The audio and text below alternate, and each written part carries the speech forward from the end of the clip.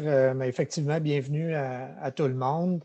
Je suis vraiment content de vous accueillir dans ce webinaire sur le nouveau curriculum de mathématiques. Comme vous l'avez vu lors de l'inscription, c'est un partenariat que nous avons développé avec les deux autres associations de direction et direction adjointe anglophones. Et puis, bon, c'est le premier, là, celui de mathématiques, le premier d'une série de webinaires qui vont avoir lieu toute l'année. L'ADFO est vraiment engagé là, dans le développement professionnel de ses cotisants. C'est une des raisons pour lesquelles bon, l'équipe de Pierre a mis sur pied cette série de webinaires-là. On veut être reconnu pour être une entité qui appuyons non seulement les demandes là, de ces cotisants, mais aussi la formation et le perfectionnement professionnel. Donc, je vous laisse entre les mains des animateurs et de M. Frédéric Villeneuve, qui est notre directeur général. Donc, bon webinaire. Merci Jean-Pierre. Alors, je vais prendre pour vous partager mon écran. On va commencer, on va partager lui. Voilà, vous devez... Et je pars le bal. Vous risquez de voir en dessous du PowerPoint un sous-titrage qui, comme vous voyez, a de la difficulté un petit peu à comprendre ce que l'on dit. Je ne sais pas d'où le mot « zoo », d'où il vient, mais en tout cas. Donc, concentrez-vous pas trop sur le sous-titrage. On espère pouvoir avoir une meilleure performance de PowerPoint très bientôt. Alors, vous allez avoir un webinaire aujourd'hui sur le nouveau programme cadre de mathématiques et qu'est-ce qu'on peut faire dans les premiers mois. On dit nouveau et non pas révisé, voulant dire qu'il y a un plus grand pourcentage de changements que seulement une révision. Alors, je passe ici. En l'ADFO, le CPCO, CPCO et l'OPC reconnaissent la présence durable des peuples autochtones sur les terres où nous nous trouvons aujourd'hui. Nous remercions les gardiens passés, présents et futurs de ce territoire. Alors, ces terres sont des lieux de rassemblement où se déroulent des cérémonies ancestrales de célébration, d'initiation et de renouveau. Je tiens à souligner les terres où je suis en ce moment, qui sont les terres des Algonquins, les terrains non cédés algonquins, qui est intéressant parce que hier, je soulignais les Mississauga du Nouveau Credit dans la région de Toronto et aujourd'hui, ce sera dans la région d'Ottawa. Nous avons voulu baser le webinaire sur quelque chose d'assez solide. Donc, on a pris le cadre de leadership et vous voyez ici dans la section 3 qui est de promouvoir des cultures d'apprentissage coopératif. Alors, évidemment, on veut pouvoir créer un réseau où on peut se parler des pratiques réussies, des choses qu'on peut faire qui sont soit mieux ou avec une nouvelle vision. Alors, c'est la base sur laquelle on a appuyé le webinaire au complet.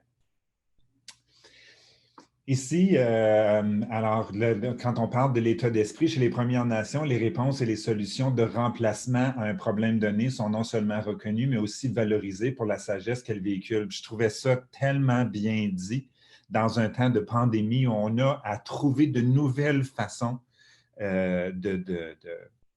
d'expliquer les choses ou d'apporter cette éducation à nos élèves. Et même que c'est un petit à côté, mais ils ont fait une étude où les gens qui prenaient le métro dans la ville de New York et s'en allaient à un certain endroit, à un moment donné, il y a eu de la construction et les gens ne pouvaient plus prendre le même chemin. Alors, ils ont été obligés de trouver un autre chemin pour se rendre au travail. Et on dit que tout près de 20% après ont gardé le deuxième chemin, même lorsque la voie du métro était fonctionnelle. Donc, cette nouvelle façon, alors cette solution de remplacement qu'ils ont dû utiliser, bien, ils sont restés avec parce qu'ils ont fini par trouver que c'était mieux pour eux autres. Mais ils ne l'auraient jamais trouvé si ce n'était pas arrivé. Alors, espérons qu'on pourra trouver des choses avec cette pandémie et des choses positives sur lesquelles on pourra se baser. Et je crois que c'est le grand temps que je laisse la parole aux experts parce que je n'en suis tellement pas un au niveau des mathématiques. Et je vous présente donc Lise Kingsbury qui va possiblement aussi qui va se présenter, mais c'est notre lead au niveau de ce projet-là. Vous êtes entre très bonnes mains. Donc, j'arrête de partager mon écran et je te cède la parole, Lise, parce qu'on est en temps serré un petit peu. Et donc, je vous souhaite à tous la bienvenue. Donc, merci beaucoup, Frédéric. Donc, je partage mon écran.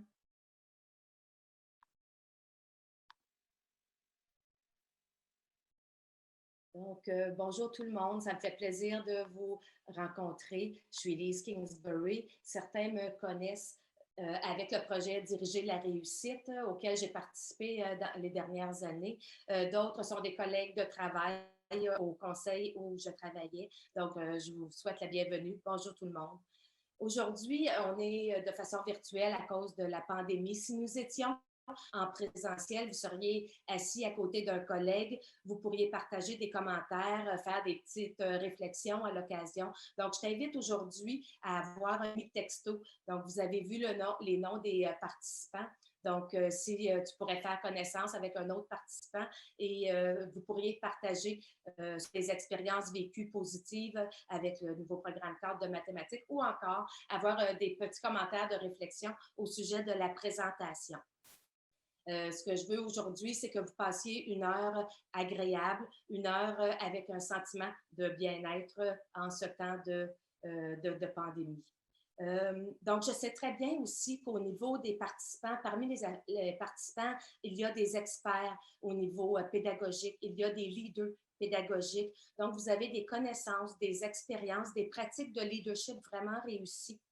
Donc, j'espère qu'aujourd'hui, j'aimerais que le webinaire vous donne quelques idées, quelques pistes pour démarrer la conversation au sujet du nouveau programme cadre de mathématiques. Donc, n'hésitez pas à partager une expérience positive dans la boîte de conversation.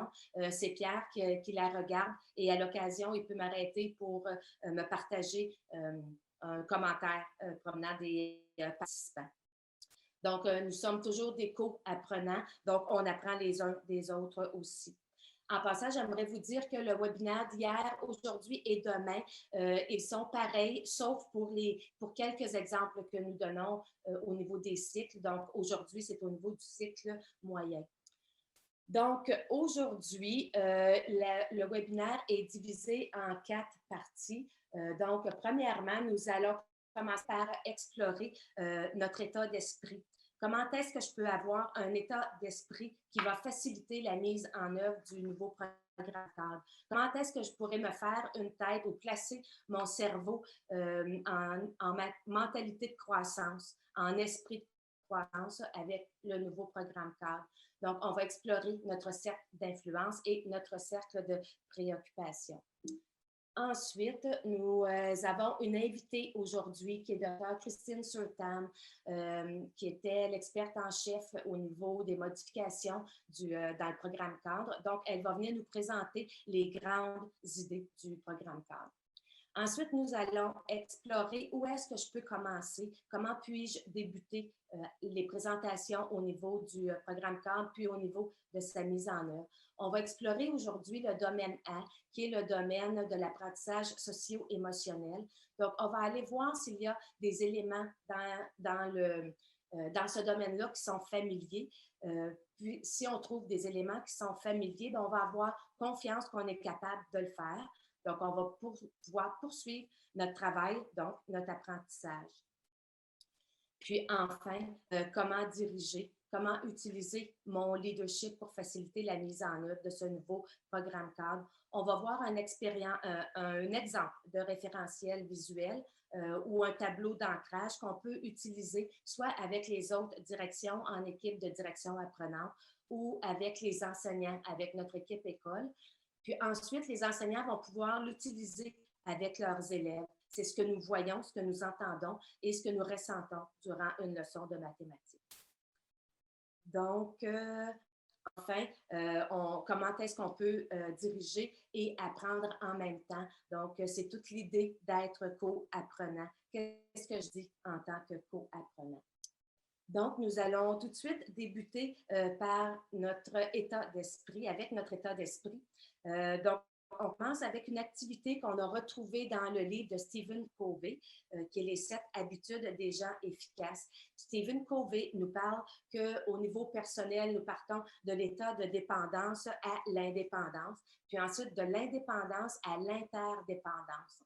Puis quand je lis le mot interdépendance, ça me fait penser à toute l'efficacité collective qu'on a vue avec Jenny Donohue et Peter DeWitt dans le cadre du projet de diriger la réussite de l'élève. Donc, je fais déjà un lien avec quelque chose que j'ai appris, quelque chose que j'ai débuté à mettre en œuvre. Donc, ça me rend plus confiant que je suis capable.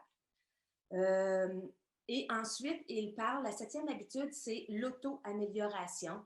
Donc, c'est de se donner des défis, d'identifier ma prochaine étape d'apprentissage au niveau personnel. Donc, de se donner des objectifs d'apprentissage personnel. C'est la tête de l'Inukshuk. Donc, on connaît tous et toutes l'Inukshuk qui nous présente les pratiques pédagogiques efficaces. Donc, c'est d'aller chercher ces pratiques-là, puis de pouvoir faire des liens avec le nouveau programme cadre pour pouvoir les mettre en œuvre.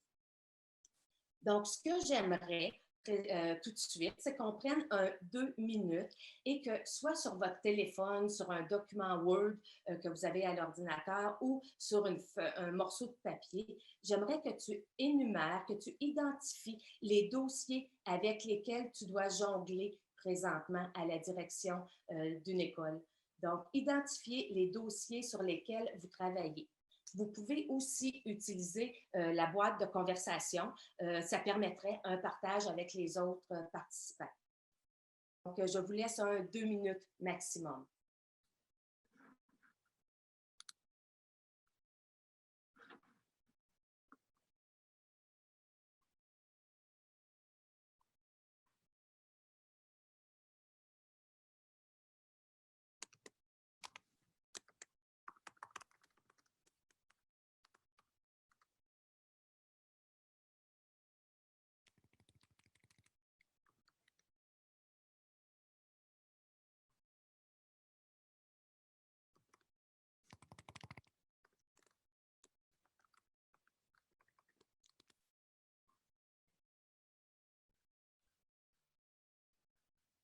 Alors, je vais parler un petit peu, Lise, parce que vous savez qu'on enregistre la présentation, puis les gens peuvent le voir, là, mais ils ne peuvent pas voir le chat, eux autres, les gens qui écoutent la présentation.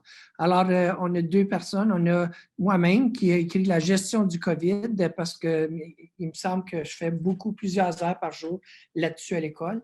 Et puis, Lucie nous dit que c'est le profil des élèves au début de l'année, mais le COVID fois 1000 que je trouve intéressant. Lucie, I know how you feel, je te comprends. Alors, c'est pas mal ça. Là. Il n'y a pas d'autres personnes qui ont utilisé le chat, Lise, fait que si tu veux, on continue. Absolument. Alors, présentement, au travail, bon, moi, les éléments auxquels je pensais, c'était justement quelles seraient les conséquences de notre 2e vague au niveau du COVID. Au niveau financier aussi, est-ce qu'il y aura assez d'argent pour rencontrer les exigences sanitaires, les exigences de sécurité? Aussi, il y aurait où est-ce que je pourrais commencer, qu'est-ce que je devrais connaître au sujet du nouveau programme cadre de mathématiques, puis comment est-ce que je pourrais en diriger la mise en œuvre. Donc, oui, COVID, ça revient, c'est le sujet du jour, c'est le dossier du jour, je devrais dire.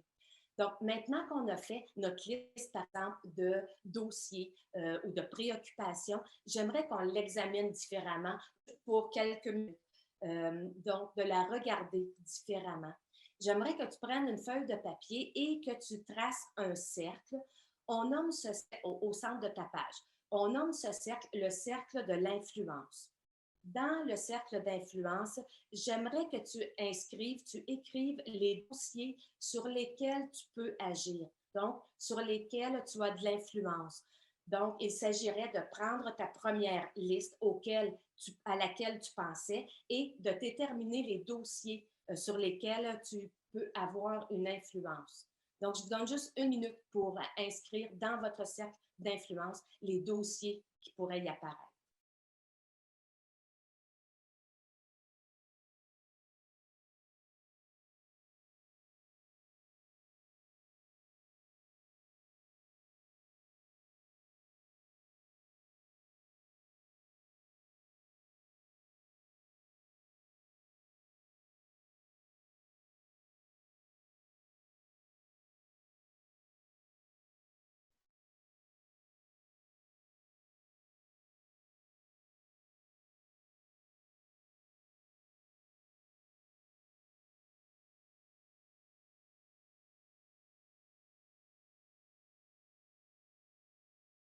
Donc, dans mon cercle d'influence, moi, j'ai très certainement où est-ce que je commence avec le nouveau programme cadre de mathématiques. Qu'est-ce que je peux connaître? Donc, j'ai une influence là-dessus. Comment est-ce que je peux diriger la mise en œuvre de ce nouveau programme cadre? Donc, encore là, j'ai une influence là-dessus. Donc, on continue l'activité. Je te demande de tracer un autre cercle autour du cercle d'influence. Donc, un cercle plus grand qui s'appelle le cercle des préoccupations. Dans ce cercle des préoccupations, tu inscris les dossiers ou les préoccupations, donc sur lesquels, naturellement, tu n'as pas d'influence. Donc, je vous laisse 1 minute.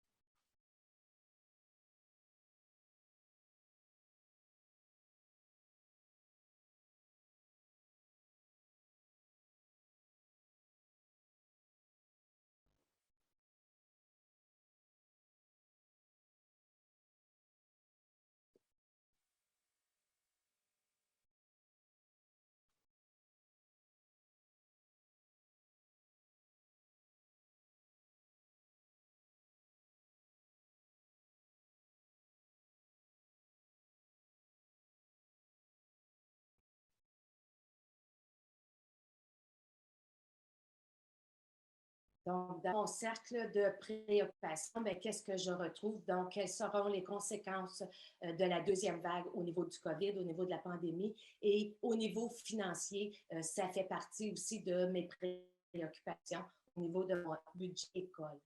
Donc, le fait de faire cette activité m'aide, moi, à prendre conscience de mes 2 cercles, donc de mon cercle d'influence et de mon cercle de préoccupation. Ça me permet d'analyser mes pensées afin de me concentrer aussi sur mon cercle d'influence. Parce que plus je me penche ou plus je mets d'emphase, plus je mets l'accent sur mon cercle d'influence, plus je deviens une personne active, donc plus responsable de ma propre vie. Donc, on le sait que les gens proactifs se concentrent sur les dossiers du cercle d'influence. Donc, l'énergie est plus positive, elle est grossissante, donc notre cercle d'influence augmente. Par exemple, d'avoir notre but à atteindre, de connaître nos priorités et de les harmoniser, de les faire connaître aux autres, d'avoir des relations d'entraide et de partage, de communiquer, de comprendre l'autre, de prendre un temps de réflexion. Ça fait partie des habitudes des gens proactifs. Tandis que les personnes réactives ont tendance à négliger les questions ou les dossiers qui sont sous leur influence, donc dans leur cercle de préoccupation. Donc, mettre l'accent sur leur cercle de préoccupation, donc ce qui fait que leur cercle d'influence rétrécit.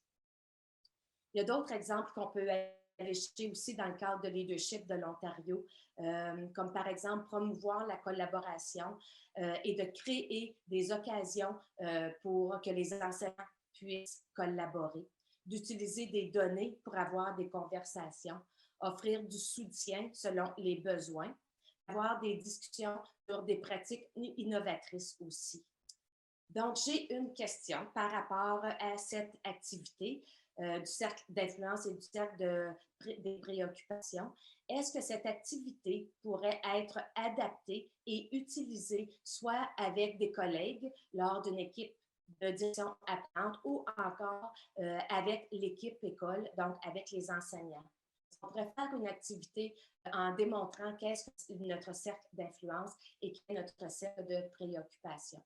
Donc, Pierre va placer un petit sondage. Juste quelques secondes, Pierre. Oui, alors il y a une fenêtre qui devrait avoir apparu. Alors, faites juste répondre, s'il te plaît. On va vous donner 4-5 secondes. Alors, Lise, 83% des gens à date disent que oui, puis un qui doit y réfléchir. Fait que, Je serais du genre y réfléchir avant de le faire. Je dois fermer le sondage. OK. Alors, là, j'aimerais vous présenter quelques avantages, vous faire remarquer quelques avantages offerts par le nouveau programme.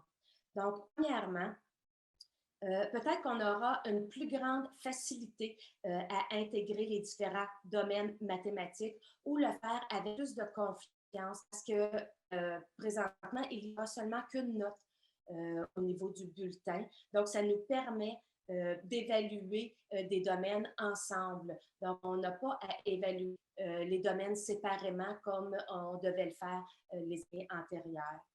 Aussi, la mise en œuvre sera peut-être plus facile.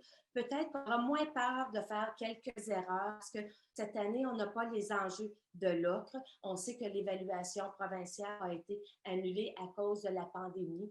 Puis qu'on le veuille ou non, l'évaluation provinciale et les résultats nous causent un peu de stress, un peu d'anxiété. Donc, c'est ce que nous n'aurons pas cette année. Peut-être que nous nous sentirons plus à l'aise à faire des essais justement avec le nouveau programme.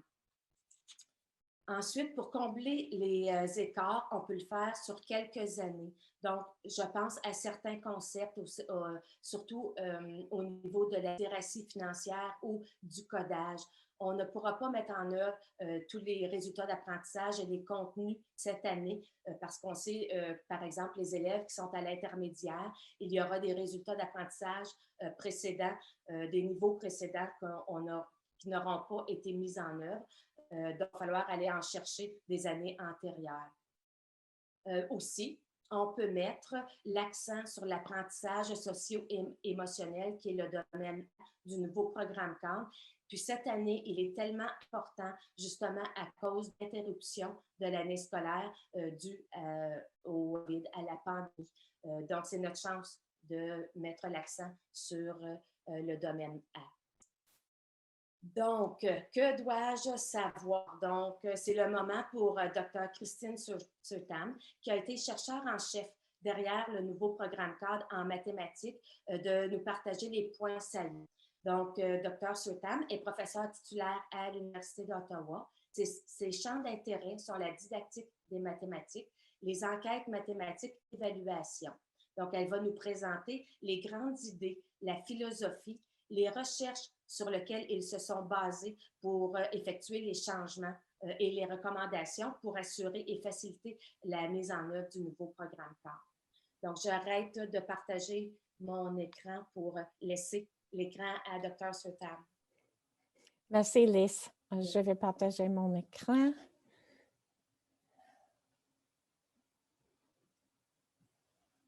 Donc,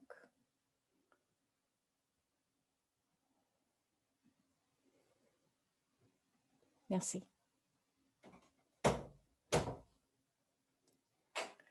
Donc, je vais... Merci. Donc, je vais parler en anglais, s'il vous plaît. Mes diapos sont toutes en français. Et aussi, je peux répondre à vos questions que vous voudrez poser en français, si vous voulez. Donc, I led the team the research team that prepared the background research report to help to inform this curriculum.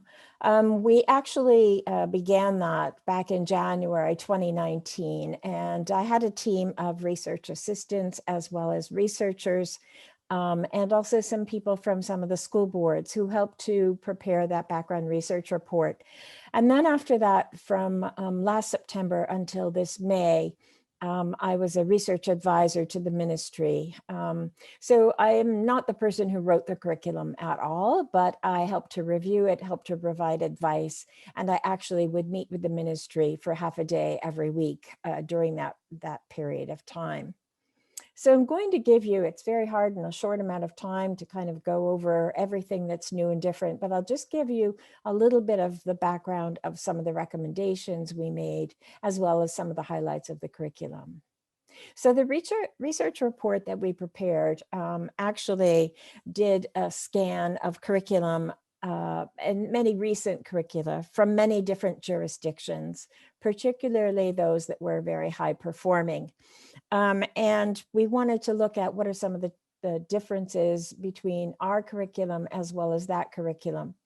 We also did an examination of current research. So what research has occurred since the 2005 curriculum to now 2020. So that could be research in terms of how children learn mathematics. What are some of the learning trajectories that we have found, or it could also be what do we know about good pedagogy.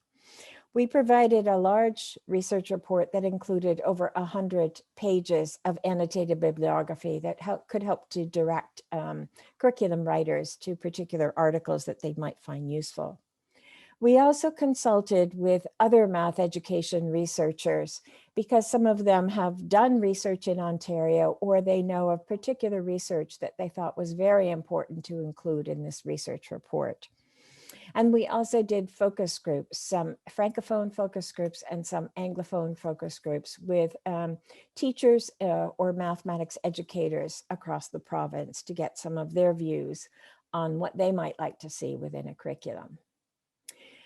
We also reminded the ministry, and I'll remind all of us, and I think that we should give ourselves a pat on the back, that actually Ontario is a very high-performing jurisdiction when it comes to international assessments in mathematics. So not only do we have high achievement, but we're also well known for the fact that we have high equity, which means that the difference between the high achievers and the low achievers is quite small. So that means that all of the work that we do as educators, as administrators, as principals, as teachers, really helps to support all of our learners within the system. Even differences between school compared to other countries is really quite small. And we also know that in the Pan-Canadian assessment, that Ontario has done quite well compared to other provinces. So a reminder that there are many things that we do well. And if you've had a chance to look at the curriculum, you'll see that some of that is reflected in the curriculum, because there are many pieces of the curriculum that look familiar to teachers.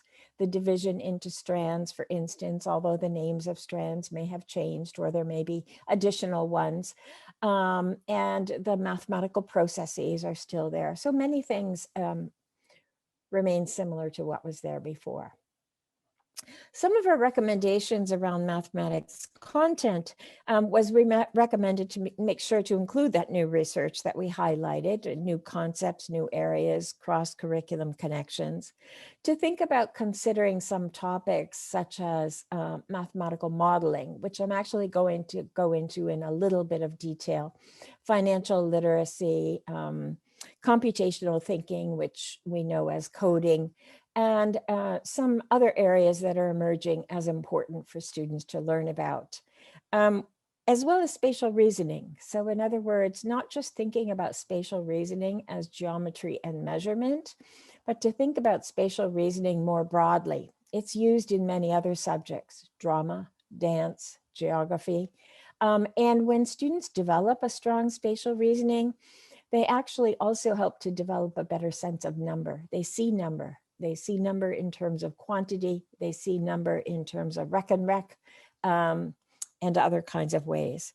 But we also pointed out that if there is new content within this curriculum, then teachers are going to need support, and quite a bit of support to learn some of that content and time to be able to learn it.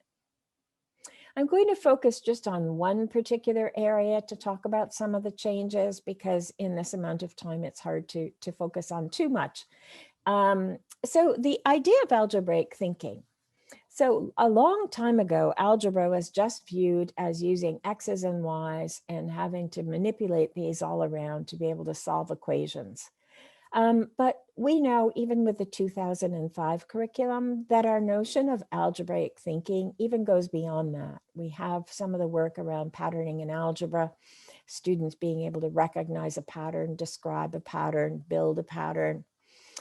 So we already have made that shift, which actually many jurisdictions have still not done.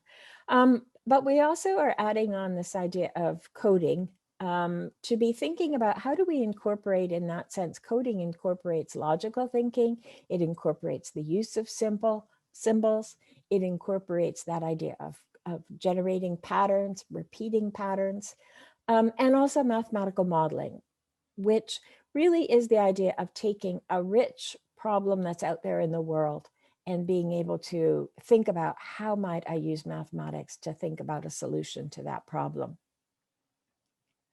So in fact, this diagram is in the curriculum. It's nothing I created. It's actually in the curriculum that shows what we mean by mathematical modeling. So mathematical modeling is not about taking a math problem and showing it in a concrete way, creating a concrete model.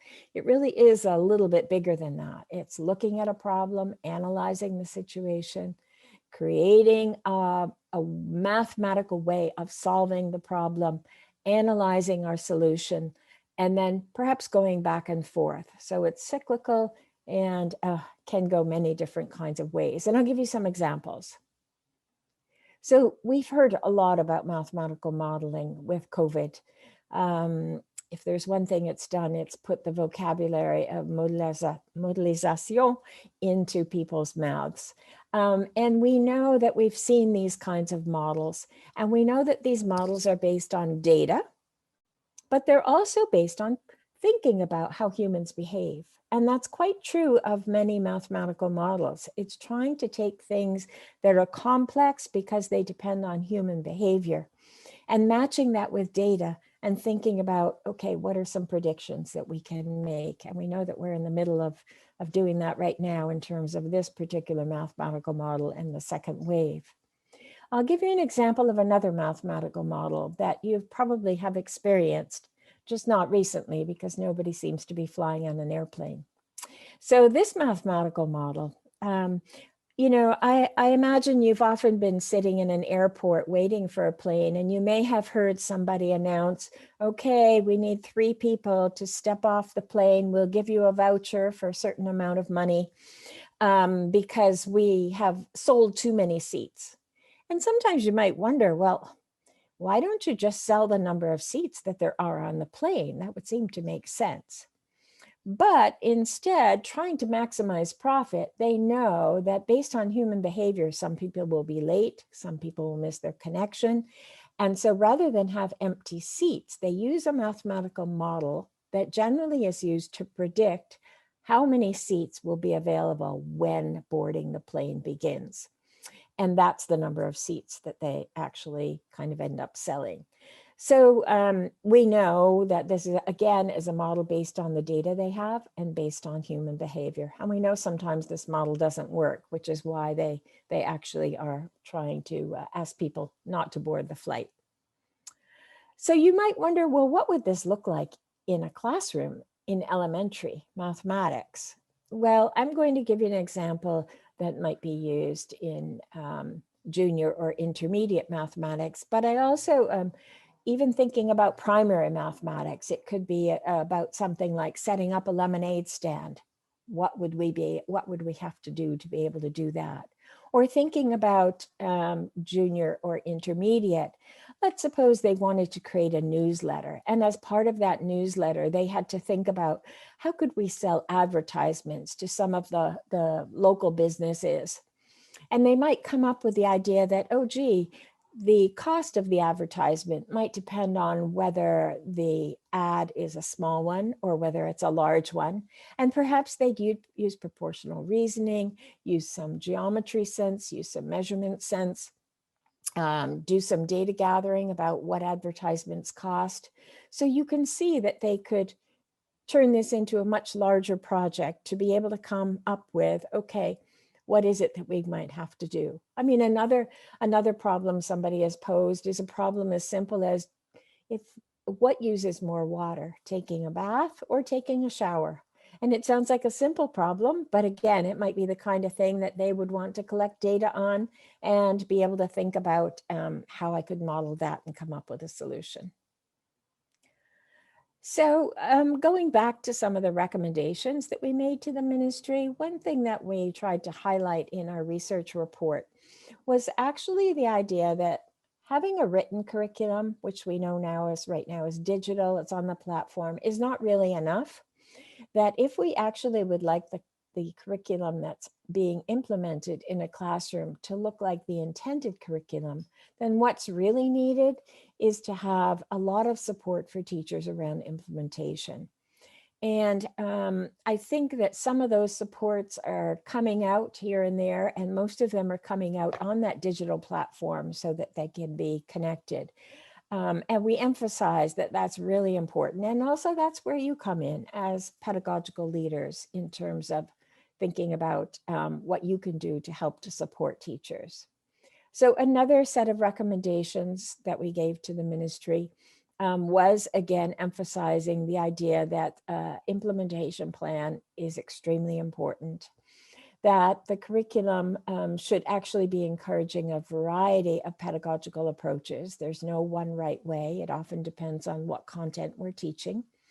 That it's important to develop a deep understanding, teachers' deep understanding in particular domains, and particularly some of the newer content, and that teachers need a variety of different kinds of opportunities to be able to develop that understanding. Just as we say for children, they need a variety of pedagogical approaches, we say the same thing for teachers, that they learn in different ways and learn different content in different ways, and that collaboration is key.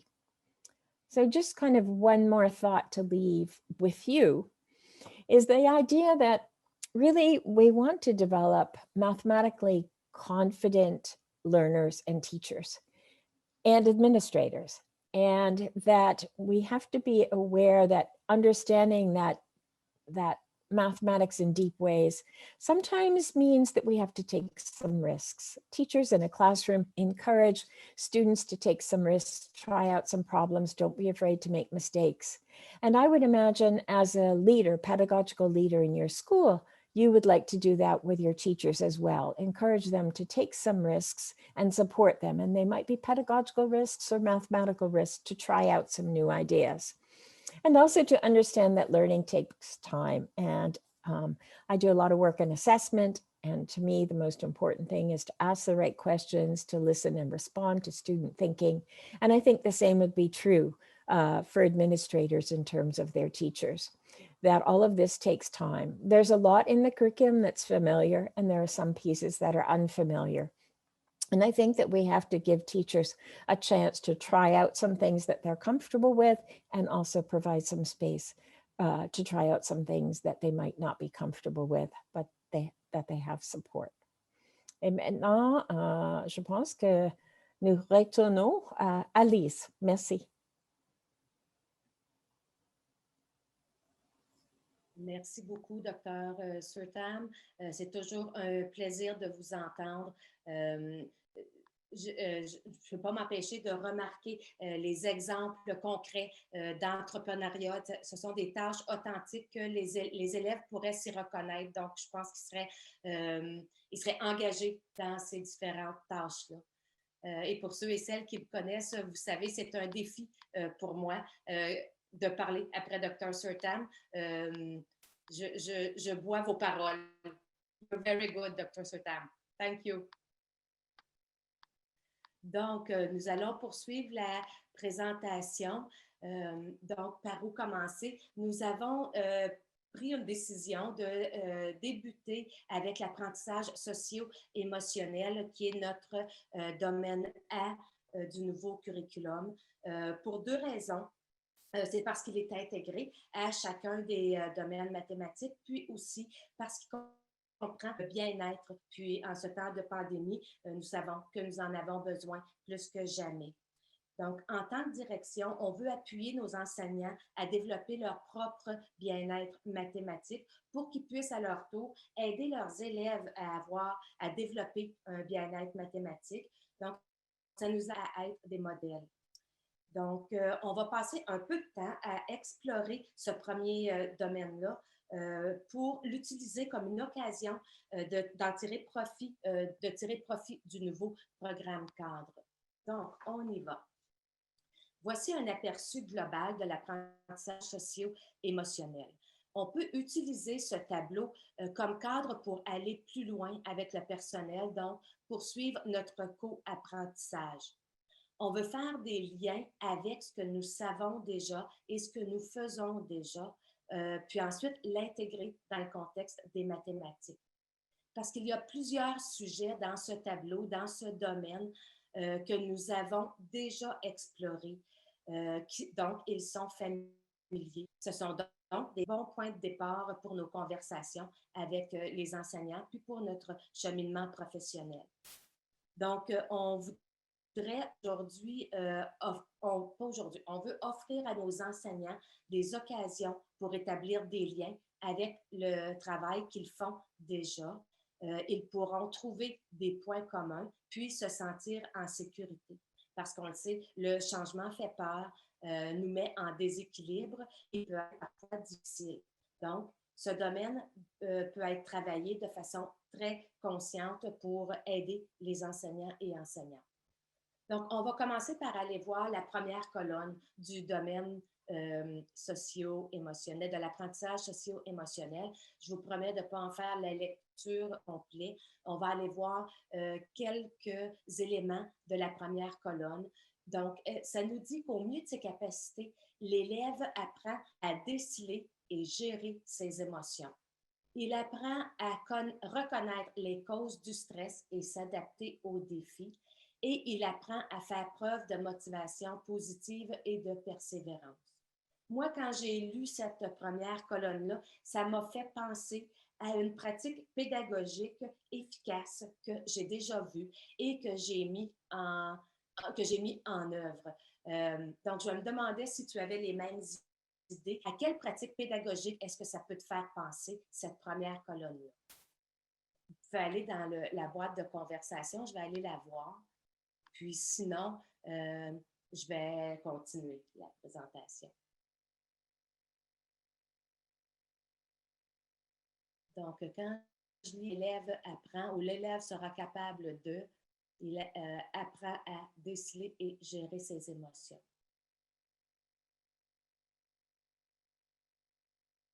Donc, ben moi, voici, ça m'a fait penser aux résultats d'apprentissage.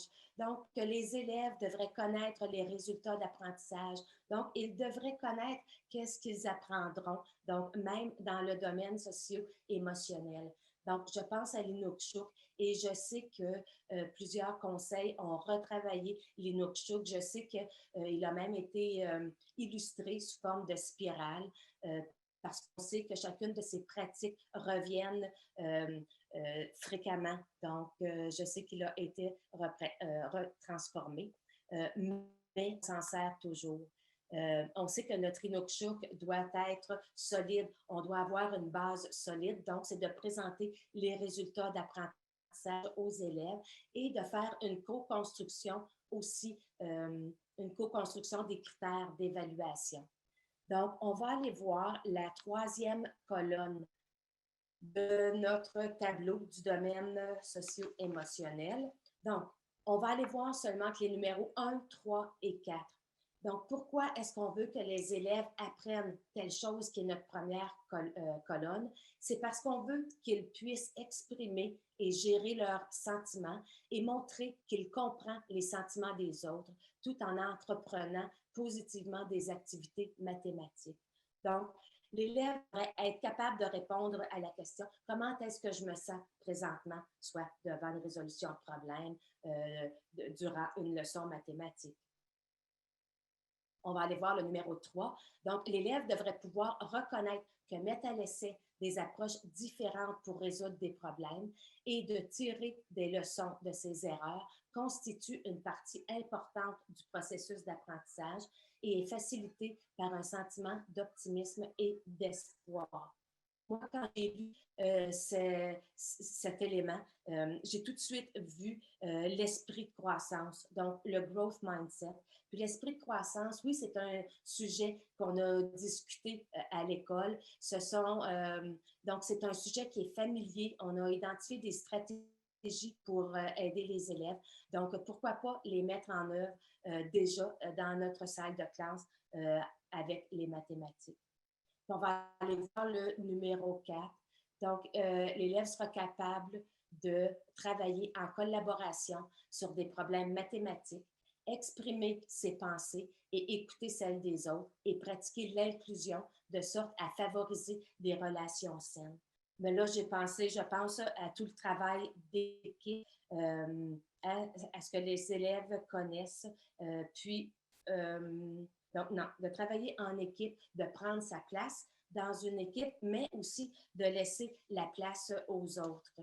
Donc, moi, quand j'ai lu cette colonne, ça m'a fait penser aux critères d'évaluation, donc qui est mon autre patte d'Inukshuk. Donc, si on peut faire des liens qui sont familiers, ça va aider les enseignants à les mettre en œuvre. Il y a d'autres thèmes aussi qu'on retrouve dans le tableau qu'on a déjà exploité dans nos écoles. Je pense à l'autorégulation, l'état d'esprit de croissance, on en a déjà parlé, les échanges mathématiques, les jasettes mathématiques, donc qui ont été exploités au niveau de plusieurs conseils scolaires, au niveau de l'auto-efficacité en maths, qu'il n'y a pas un gène mathématique, qu'on peut tous devenir mathématiciens. Donc, c'est un lien de ce que nous savons et ce que nous faisons déjà.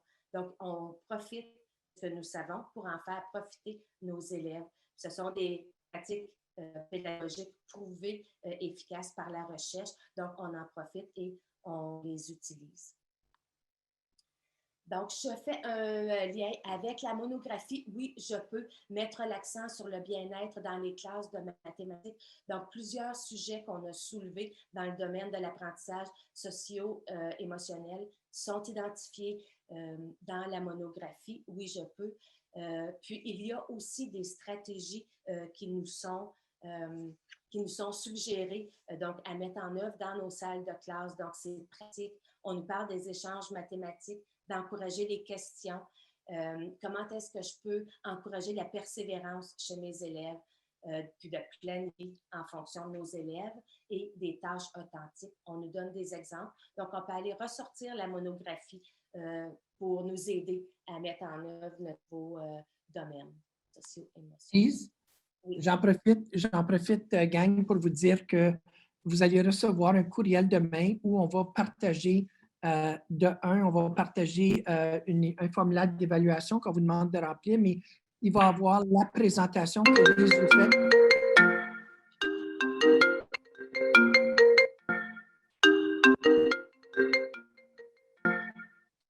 Excusez-moi. Alors, il va y avoir le lien que Lise... pardon, il va y avoir la présentation que Lise fait tout de suite. Vous allez la recevoir, donc vous allez pouvoir cliquer. Vous allez pouvoir cliquer sur tous les liens de la présentation quand vous allez la recevoir. Je suis désolée, là, mon ordi, il y a quelqu'un qui essaie de m'appeler. Parfait, Pierre. Merci beaucoup. Puis, enfin, bon, la dernière colonne, ce sont nos processus mathématiques. Donc, les processus mathématiques demeurent les mêmes. Donc, on fait juste poursuivre et on s'assure de les utiliser pour améliorer les connaissances et les compétences en mathématiques.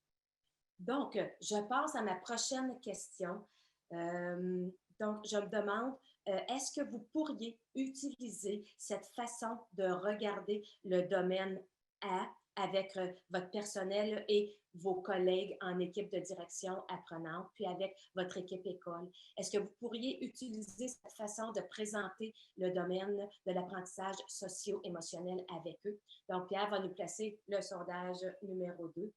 Donc, quelques secondes pour passer au vote. Donc, dans le fond, notre but, c'est de sécuriser les enseignants pour qu'ils puissent mettre en œuvre. Donc, ce serait pas, pour certains, ce ne serait pas une sanction, pour d'autres, oui.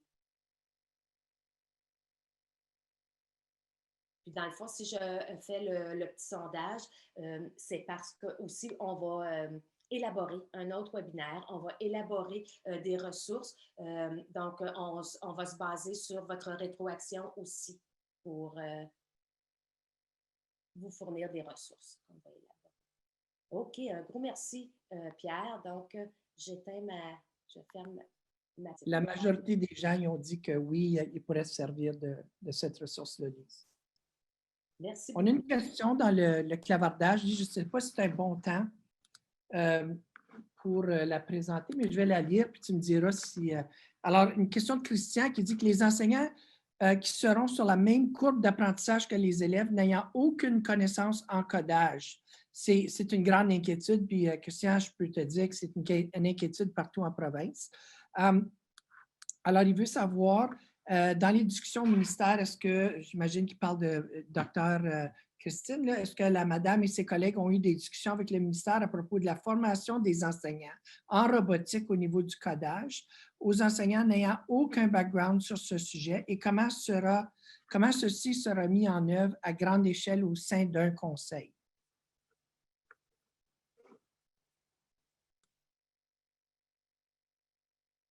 Okay. Alors, moi, Pierre, je ne vois pas si Dr. Surtam est encore là. Malheureusement, elle n'est plus là, mais ce serait peut-être quelque chose à apporter au comité. Là. Au niveau du codage, qu'est-ce qu'on fait pour les enseignants qui ont zéro connaissance? Je pense que c'est ce qu'il nous dit. Là. Oui, absolument. De mon côté, par contre, il y a à la fin, on va vous présenter une liste de ressources dans laquelle il y a une excellente ressource au niveau du codage. Donc, bon, ça, c'est juste une petite partie de réponse. Mais je suis en train de prendre une petite note pour pouvoir répondre à ce besoin au niveau des enseignants. Et oui, c'est certain que c'est un besoin. OK.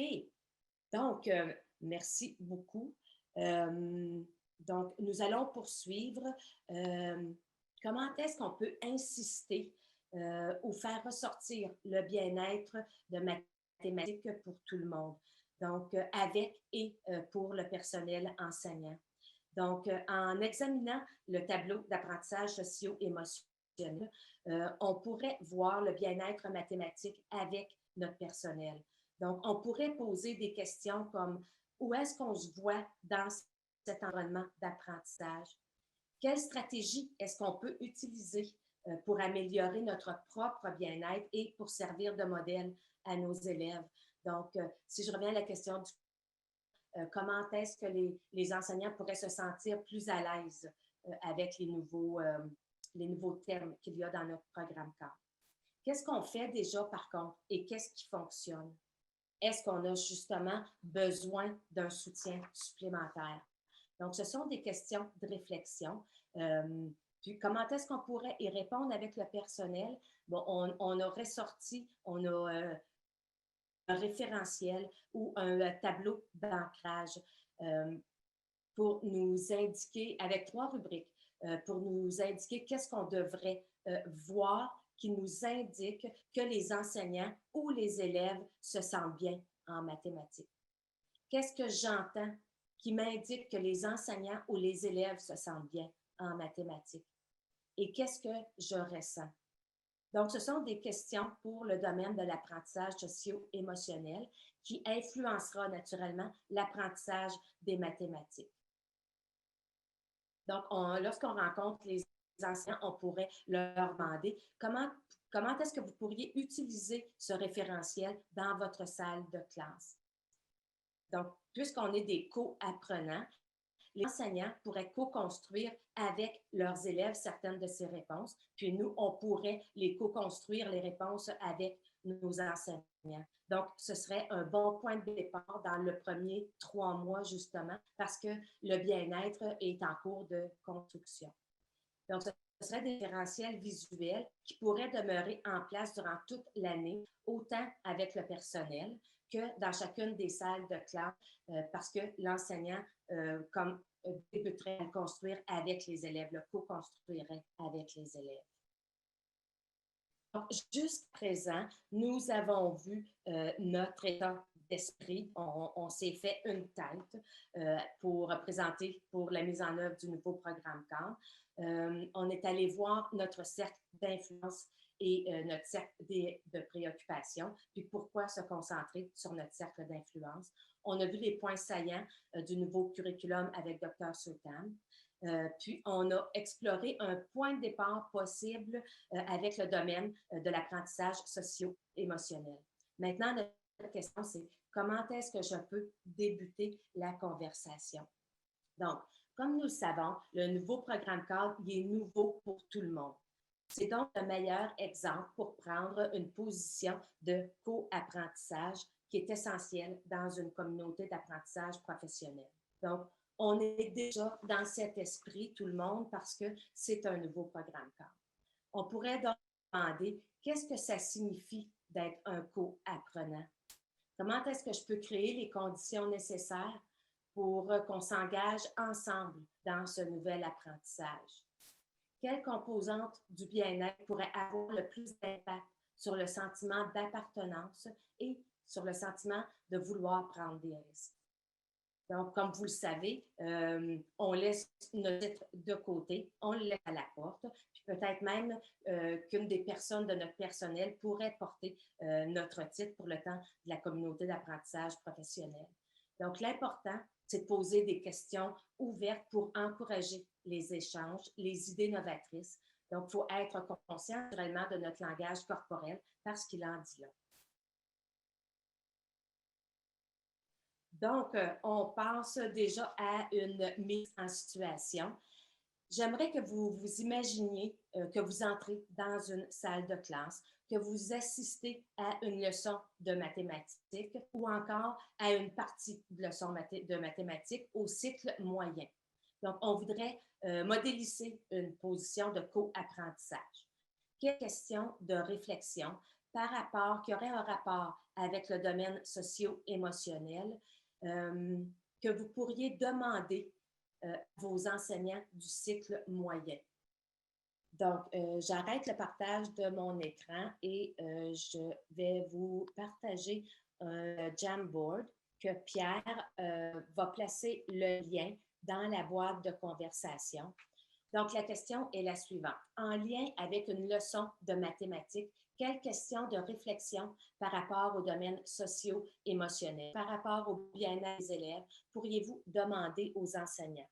Pour ceux et celles qui n'ont jamais utilisé un Jamboard, on doit aller chercher une petite feuille volante qui s'appelle un byte. Vous allez écrire votre question.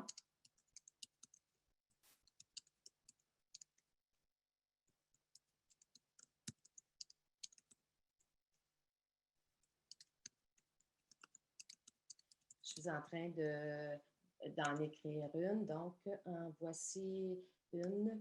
Donc, j'enregistre et j'ai ma première question sur comment se sentaient les élèves et il y a une erreur durant la leçon de mathématiques et comment le sais-tu? Donc, je vous demanderai de faire un partage de questions que vous pourriez poser aux enseignants par rapport au bien-être des élèves. Donc, je vous laisse quelques minutes.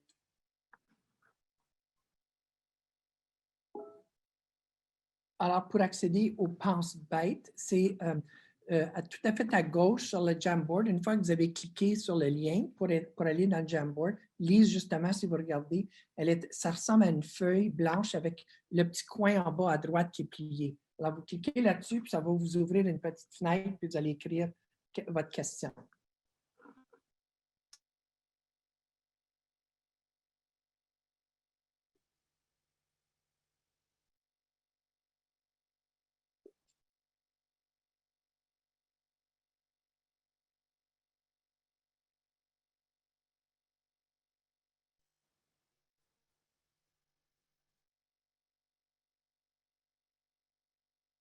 Donc, on a une autre question qui est apparue. Quels sont les signes d'aisance avec la leçon en cours? Comment le sait-on?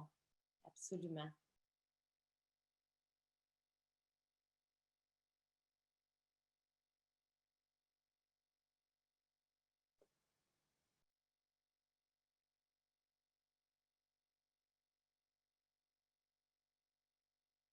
Je peux continuer avec quelques exemples. Comment aidez-vous les élèves et comment identifiez-vous leurs émotions pendant les mathématiques? Donc, qu'est-ce que nous voyons? Qu'est-ce que nous entendons? Et qu'est-ce que nous ressentons? Là, je viens d'en voir une et je suis contente que tu agrandisses. Je ne pouvais pas lire. Quel genre de questions pose-t-on aux élèves pour observer si l'élève a compris ou non?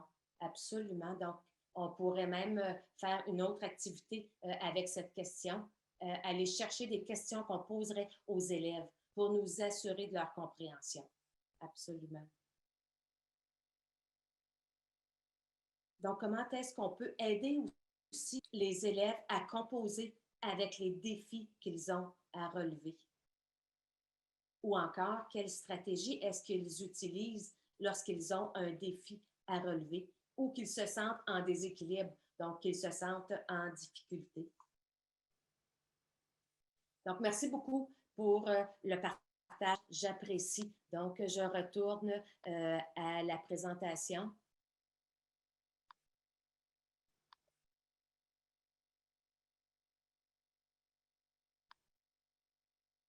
Donc, enfin, c'est juste une question de réflexion. Quelles approches pourrions-nous utiliser à la suite du webinaire pour mettre en œuvre le nouveau programme cadre de mathématiques? Donc, vous pourriez simplement penser aussi à une idée que vous pourriez utiliser. J'aimerais vous faire penser au cercle d'influence, à ce qu'on a vu aujourd'hui, à être proactif, à la beauté des mathématiques, aux tâches authentiques qui nous ont été présentées, à être des co-apprenants au domaine de l'apprentissage socio-émotionnel, aux résultats d'apprentissage et aux critères d'évaluation, donc à tout le contenu qu'on a vu aujourd'hui. Donc, j'avais élaboré un Jamboard qu'on n'utilisera pas parce que ça fait déjà plus d'heures que nous sommes ensemble, mais j'aimerais que vous pensiez aux points positifs ou aux succès du webinaire. Au niveau des inquiétudes et des défis que vous pouvez identifier encore et aux points à clarifier et aux questions. Parce qu'à l'hiver, il y aura un deuxième webinaire pour les directions d'école. Donc, on va aller utiliser les défis, les inquiétudes, les questions, les points à clarifier pour élaborer notre webinaire. On mettra aussi sur place des réseaux d'apprentissage professionnel pour pouvoir partager nos pratiques réussies. Puis, il y aura aussi des ressources d'élaborer. Alors, c'est toutes des façons qu'on va utiliser pour vous aider. Aussi, ici, lorsque vous allez recevoir la présentation demain, vous pouvez aller cliquer sur ressources et il y en a une panoplie qui sont divisées en catégories. Donc, les premières sont les ressources du ministère. Ensuite, il y a des ressources pour le bien-être et la mentalité de croissance. Et il y a des ressources au sujet du codage. Donc, ça peut répondre en partie seulement, mais en partie à un besoin. Il y a aussi une catégorie littératie financière et une autre catégorie au sujet de l'équité. Donc, vous pourrez aller explorer les ressources, puis même les partager avec les enseignants. Je me souviens que celle au sujet du codage, elle est très appropriée pour les enseignants. Alors, Lise, pour ceux qui sont impatients comme moi et qui aimeraient tout de suite voir cette page-là, je viens de mettre le lien pour justement les ressources. Il y a 6 ou 7 pages, là, c'est vraiment complet. Puis, c'est un document vivant, donc au fur et à mesure qu'il y a de nouvelles ressources qui vont se rajouter pour vous aider comme direction d'école à mettre en œuvre le programme cadre, on va les rajouter. Alors, mettez comme un genre d'épingle pour toujours avoir accès là, à cette page-là. Alors, je l'ai mis là, mais comme j'ai dit, vous allez pouvoir, oui, Mariam, je le sais, vous allez pouvoir avoir accès à ça quand vous allez recevoir le courriel à 3 heures exactement demain. Vous aurez un courriel et le lien sera là aussi. Alors, moi, j'arrête le partage. Non, j'arrête pas le partage, mais je vous laisse le mot de la fin. Ben, merci, Lise, d'avoir fait ça pour nous autres. Donc, je tiens absolument à remercier Lise qui a pris ce dossier-là. Puis, pour ceux qui ne savent pas ce qui se passe en arrière-plan, quand on travaille avec nos collègues anglophones, et il arrive parfois qu'ils font des petits changements de dernière minute et veut pas, il faut que les contenus soient semblables. Et puis, Lise qui a pataugé là-dedans, une dame très organisée, c'est pas toujours facile, mais vous voyez quel beau travail qu'elle a fait. Ensuite, elle nous a quittés, mais puis je l'ai remercié hier. Un grand merci à Christine. C'est très rare qu'on peut s'attendre à ce que les experts qui ont conseillé le ministère, les experts des universités viennent prêter main forte pour des webinaires comme ça. Alors, on était très chanceux de l'avoir avec nous. Je remercie Jean-Pierre qui est venu se présenter dans ses fonctions de président de la DFO. Vous avez un très bon leader là, en Jean-Pierre. Et notre gourou webinaire, si jamais vous voulez faire des webinaires, là, puis vous voulez donner un petit contrat à quelqu'un, vous irez vous chercher Pierre Campeau. C'est vraiment, il est devenu le grand expert, puis il peut vous guider là-dedans. Là. C'est vraiment rendu un de ses domaines d'expertise. À l'intérieur de ça, je pense que c'était bien qu'on ait pu inclure aussi tout ce qui était études autochtones, surtout en cette journée où on se commémore les atrocités des pensionnats. Donc, je pense que c'était une belle journée et j'ai fait le spécial pour le gilet aujourd'hui. Et sur ce, je ne sais pas si, Pierre, tu voulais finaliser quelque chose. Le webinaire va se retrouver sur notre chaîne YouTube où vous allez pouvoir y avoir accès. Ou si vous entendez parler de collègues qui sont déçus de l'avoir manqué, qui s'est inscrit, mais qui est arrivé, bien avant on disait 1001 choses, mais là je pense que ça va être 1 000 001 choses. Donc, ils peuvent toujours aller visionner le webinaire par après, là, quand ils auront un petit peu plus de temps. Sur ça, c'est tout pour moi. Je remercie encore l'équipe. Et puis, pour les autres, on se retrouvera demain, mais n'oubliez pas que c'est le même webinaire, sauf les quelques exemples. Donc, sur ce, je vous souhaite une très belle soirée. Bonne soirée tout le monde. Lâchez pas, vous faites un bon travail. Merci d'avoir été avec nous aujourd'hui.